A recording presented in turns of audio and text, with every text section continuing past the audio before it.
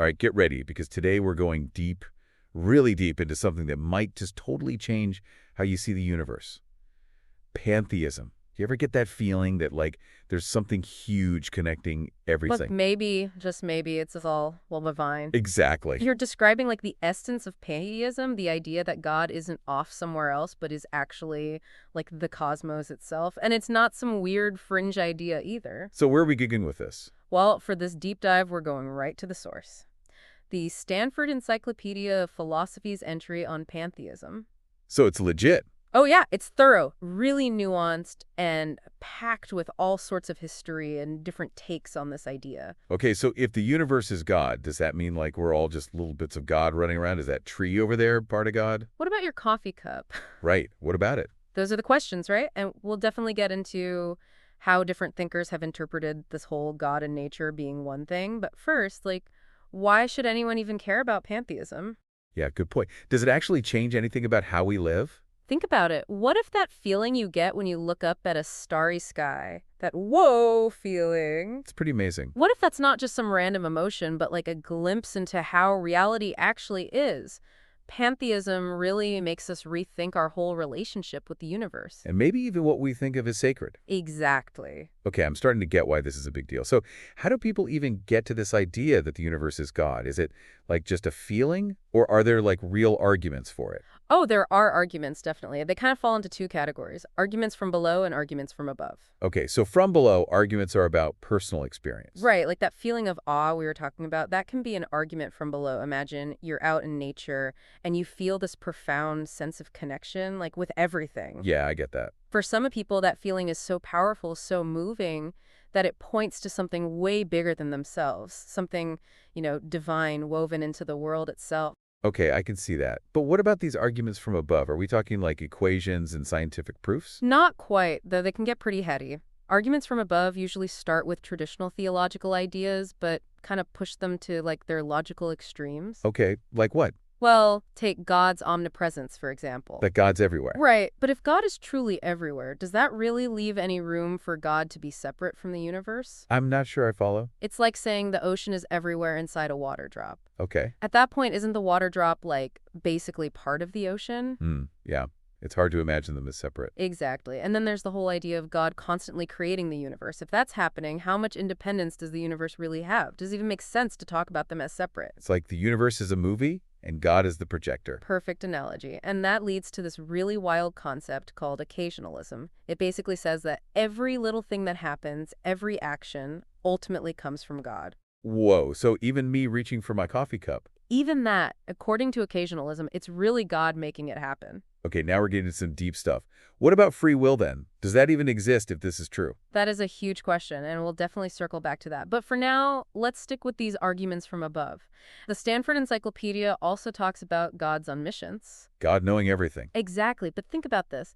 If God knows everything perfectly, wouldn't that knowledge be, like, the same as reality itself? I mean, I guess so. If you knew the position of every atom in the universe, wouldn't that be like being the universe? So in pantheism, God's mind and the universe are basically the same thing. It's wild, right? And this brings up a really key point. How do we understand this whole God being nature thing? Because not all pantheists see it the same way. How so? Well, there's this idea called dialectical identity. Dialectical. That sounds complicated. It's not as bad as it sounds. It means God and the cosmos can be both the same and different at the same time. Like two sides of the same coin. Exactly. Two sides, but you can't have one without the other. And there are some really interesting examples of this from history, like Ericorna, a philosopher way back in the 9th century. He believed that God is the essence of all things, yet also distinct from them. Okay, I think I get that. It's like a baker is essential to a loaf of bread, but the baker isn't made of bread. Right, the baker is the source, but not the bread itself. Exactly. And then you have Ibn Arabi, who used this beautiful analogy. He saw the universe as God's food, and God as the universe's food. Like they're constantly feeding each other? It's a beautiful image of this mutual dependence, like they need each other. And there's Nicholas of Cusa, who came up with this crazy concept called the coincidence of opposites. Coincidence of opposites. Yeah, he said that ideas that seem totally contradictory can actually, like, coexist, even merge into some higher unity. Okay, my brain is starting to hurt. But wait, you mentioned that not all pantheists agree on this whole identity thing. Is there another way to see it besides this, dialectical identity? There is. Some pantheists go for partial identity. They argue that God and the cosmos don't have to be like perfectly identical. So the universe is part of God, but God's also something bigger. You got it. And this is where things like immanentism and panentheism come in, and they can be a little tricky to tell apart. Okay, I'm already confused. What's the difference? Think of immanentism as emphasizing God's presence within the world, Okay, but not necessarily being the whole thing. Like, light's present in a room, but the room isn't made of just light. right, right. Now, panentheism takes it a step further. It says the world's part of God, but God is also more, something that goes beyond the universe. So the universe is in God, but God's bigger than the universe. Exactly. And that's why trying to pin down strict identity in pantheism is so tough. It's hard to say what differences between the world and God are okay and which ones mean they're not actually one. It does get pretty complex, but I think I'm kind of getting this whole identity thing a little better. So, are there different takes on what it actually means for God to be one with the world? Definitely. And those are what we'll get into next time. We'll explore everything from Spinoza's substance identity to the idea of God as being itself. Sounds intense. Oh, it is. Ready to go deeper into these pantheistic interpretations? Let's unpack how different thinkers have understood this idea of God being one with the world. I'm ready. Especially curious about Spinoza. From what I've heard, he had some pretty wild ideas. He's definitely a key figure in pantheism, often considered like a pioneer of the modern version. He's famous for this concept of substance identity. Substance identity. So, like, everything is made of the same stuff, like some kind of cosmic Plato. Aha, I like that. Spinoza argued that there's only one fundamental substance in existence, and he called it, get this, God or nature. He was saying they're one and the same. Whoa, okay, so everything we experience is just different forms of this one substance. Exactly. He used the term modes to describe these modifications. Think of waves in the ocean. Each wave is distinct, but they're all just the water, right? Right. It's like that. Everything in the universe is a unique expression of this one substance, which is God. Okay, starting to see how this substance identity thing works. But the Stanford Encyclopedia also mentions God as being itself. How does that fit in? It sounds even more abstract. It does get pretty metaphysical here. There's a long tradition of seeing God as the very ground of existence, the source of all being. Not just that God is being, but that God is being itself. So everything that exists is borrowing its being from God. That's a great way to put it. Like every spark of life, every atom, every thought ultimately derives its existence from God. Wow, that's deep. So even a rock has a spark of the divine in it just by existing. You got it. And that leads us to another interpretation, identity of origin. Some pantheists believe that everything comes from God, which makes all things essentially identical to God and to each other. It's like that saying, we are all stardust, but instead it's, we are all God dust. Haha, exactly. This idea connects to concepts like emanation, the universe flowing forth from God, like light from the sun. But isn't that different from creation ex nihilo? Like God creating the world out of nothing? It is a different approach, but there are some interesting overlaps. Remember Eriugena, that 9th century philosopher?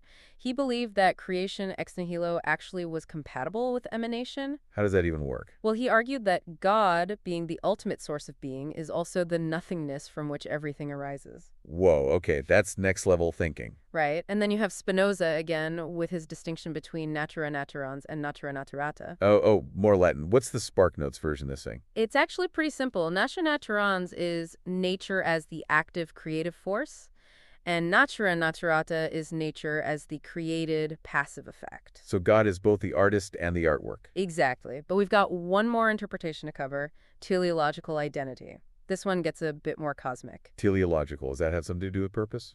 Got it. Some pantheists see the universe's ultimate destiny as oneness with God. It's like the universe is on this grand journey, constantly evolving towards a state of like complete divinity. So it's not just that the universe is God now, but that it's becoming more godlike over time? Exactly. Thinkers like Schelling believed that God would eventually become all in all, encompassing like everything. So the universe is like a caterpillar transforming into a butterfly, with God as the final form. I love that. And then you have someone like Samuel Alexander who saw the universe attaining deity through evolution. He even suggested that deity is a quality that could like emerge from the universe's increasing complexity. It's like consciousness evolving from the brain, but on a cosmic scale. Exactly. The point is these different interpretations show us that pantheism isn't some rigid doctrine. It's more like a family of related ideas, each with its own little twists and focuses. It's starting to feel like pantheism is less about having all the answers and more about asking the right questions about our relationship with the universe. That's a great insight. And that leads us to another big theme in pantheistic thought, the unity of the cosmos. Pantheists often talk about the world as this big interconnected web. Yeah, that idea of interconnectedness really speaks to me. It's like realizing we're all in this together. Humans, animals, plants, stars, everything. Exactly. And when it comes to this unity, pantheists often distinguish between distributive pantheism and collective pantheism. Time for another vocab lesson. What's the difference? Distributive pantheism sees each individual thing as divine, and collective pantheism focuses on the divinity of the cosmos as a whole. So distributive is like every tree, every star, every coffee cup is a piece of God. And collective is like the whole universe with all its parts is God. You got it. And when it comes to the kind of unity pantheists see in the cosmos, well, there are a few ways to understand how everything fits together. Some pantheists see unity in the physical laws of the universe. Like gravity's the same everywhere. It's a unifying principle. Exactly. Others see it more fundamentally, like everything's made of the same basic substance. Like how all matter is made up of atoms. But maybe even deeper. Precisely. Then there are those who see the universe as a living organism with all its parts working together. Like the human body, every organ has its job, but they all contribute to the whole. Exactly. And finally, some pantheists envision the universe as a unified mind or spirit. Okay, that one's a little hard to wrap my head around. Like the universe itself is thinking and feeling. It is mind-bending, right? But whether it's through laws, substance, life force, or even consciousness, the key is this interconnectedness. It's like the universe is this grand tapestry. Beautifully said. Now, we talk about the unity of the cosmos, but what about its nature? Is it just physical or something more? Ooh, good question. I'm imagining some mystical energy field, but I bet it's more nuanced than that. You're right, it's definitely more nuanced. Historically, there have been three main traditions: physicalism, idealism, and dual aspect theory. Okay, let's break those down. Starting with physicalism. What's that all about? Physicalism is probably the most straightforward. It says the cosmos is fundamentally physical and can be totally explained through science. So no need for anything spiritual. Not in this view. It's often called scientific pantheism or naturalistic pantheism. It embraces science and doesn't see the need for anything beyond the physical world. I could see how that would appeal to a lot of people. What about idealism? That sounds, well, more idealistic. It is. Idealism was really popular in the 19th century. It says that reality is ultimately spiritual. So thoughts and ideas are more fundamental than matter. That's the gist. The physical world is like an expression of a deeper spiritual reality. Like the universe is a thought in the mind of God. I like that. And lastly, we have dual aspect theory, which tries to bridge the gap between those two. This is where I usually get lost. Reconciling opposites. Ah, I hear you. And no surprise, Spinoza's a big fan of this approach. Spinoza's back. Figured he'd make another appearance. He's key to so much of this. He believed in one substance, God or nature, remember? But he said it has two fundamental attributes: thought and extensive. Okay, remind me, what do those mean again? Thought is the mental realm. Ideas, consciousness. Extension is the physical realm. Matter, space. So the universe has a mental and a physical side, but they're two sides of the same coin. Exactly. Like a coin, heads and tails are different, but they're part of the same thing. In Spinoza's view, mind and matter are inseparable aspects of this one substance. Okay, I think I'm following. So pantheism doesn't force you to pick between a purely physical or a purely spiritual universe. It can be both. That's the beauty of it. It allows for a more complete understanding of reality. It's like the universe is a symphony. Instruments and music, both needed to create something beautiful and complex. Beautifully put. So we've explored the arguments for pantheism, the whole identity between God and the universe, and even the nature of the cosmos itself. But we haven't tackled the biggest question. Is the cosmos really divine? Is it right to call the universe God? I mean, the universe has black holes and asteroids and bad traffic. That doesn't sound very divine. That's the million-dollar question. And it's one that pantheists have been wrestling with for ages. I can imagine. It does seem odd to say the universe, with all its imperfections, is the same as this perfect, all-powerful God we usually think of. It definitely challenges our usual ideas about divinity. But before we dismiss it, let's look closer at some of the things about the cosmos that pantheists have seen as divine. All right, so we're looking at what pantheists see as divine in the cosmos. Where do we even start? Does the universe have a resume? Aha, well, no official resume, but some qualities definitely stand out. One that comes up a lot is the cosmos's ability to, evoke religious emotion. You mean that feeling you get when you look up at the night sky and feel tiny, or standing at the edge of the Grand Canyon? Exactly, that sense of wonder. Ah. I get that.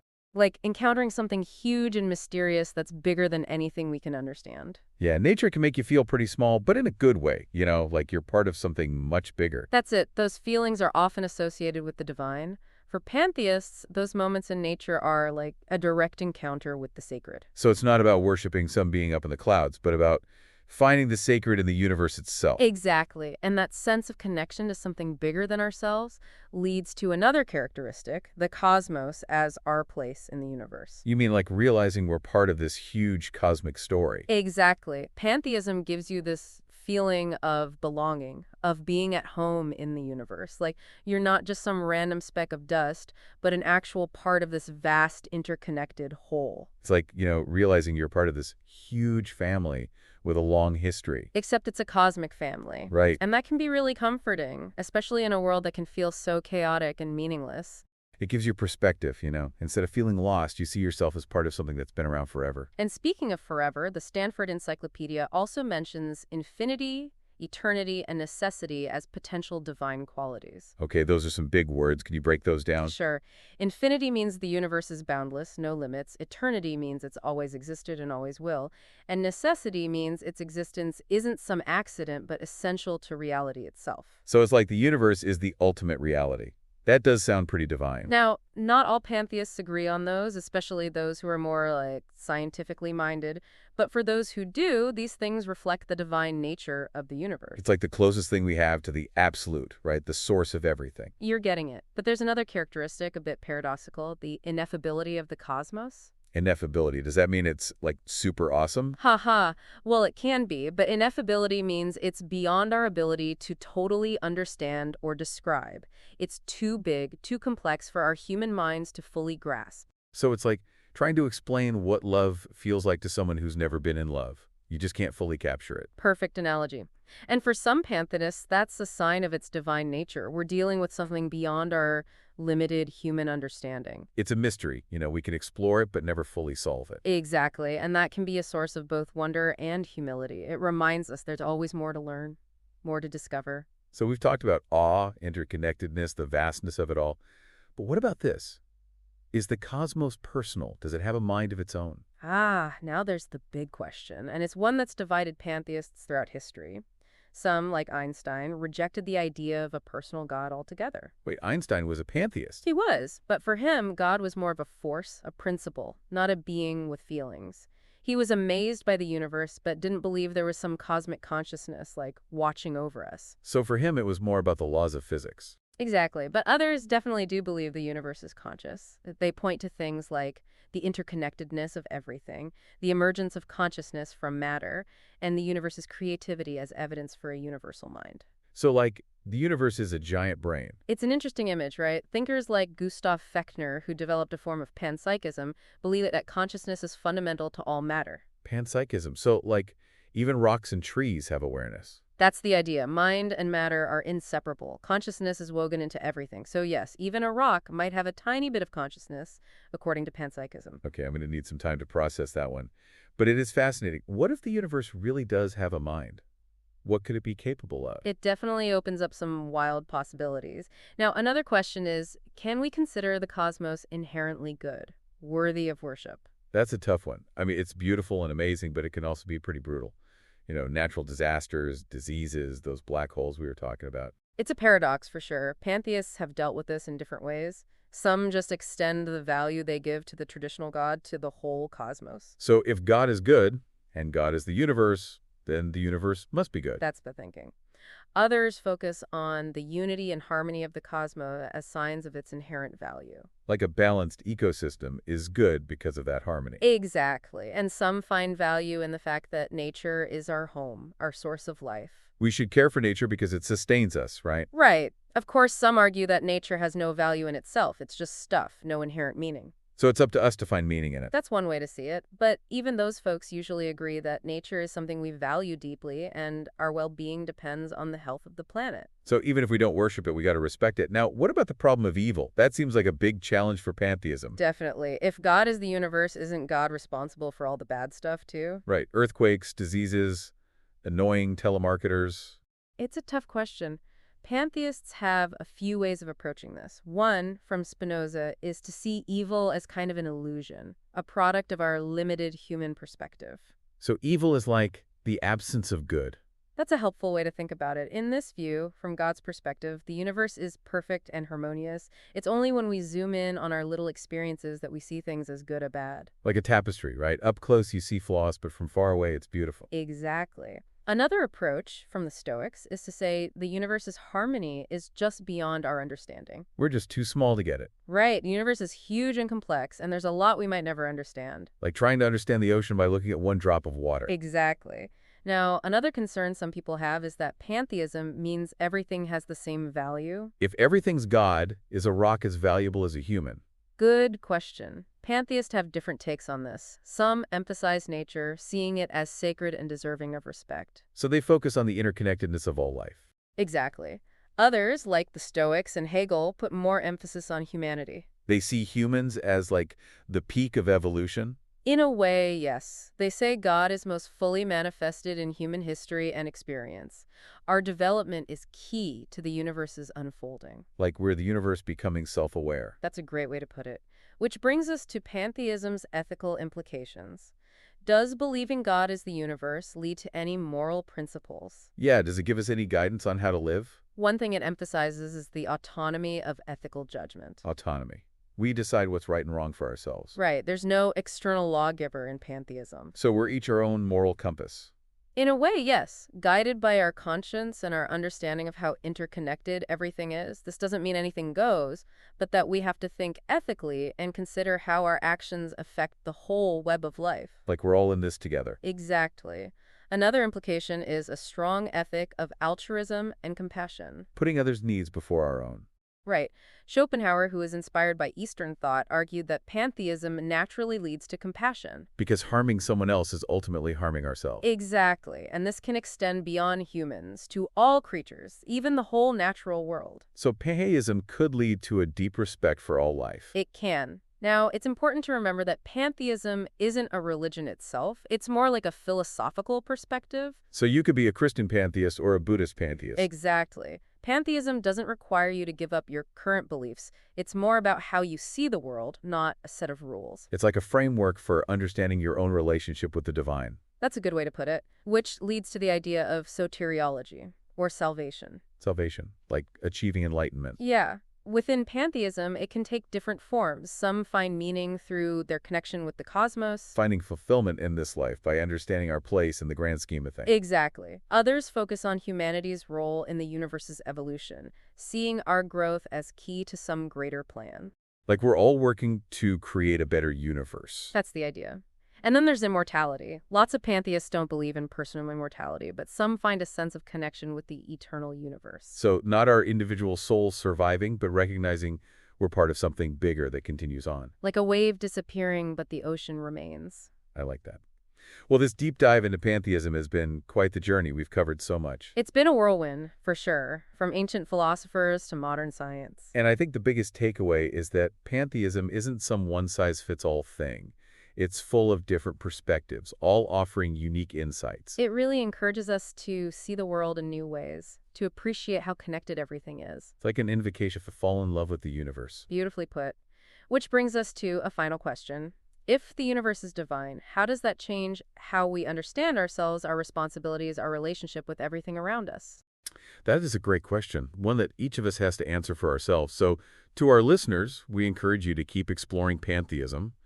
Read Spinoza and Hegel, read Wordsworth and Jeffers, and most importantly, look at the universe with wonder and curiosity. Keep asking questions, keep searching, and who knows, you might just find that divine spark within yourself. And on that note, we'll leave you to continue your own deep dive into the mysteries of the cosmos. Until next time, keep exploring and keep expanding your horizons.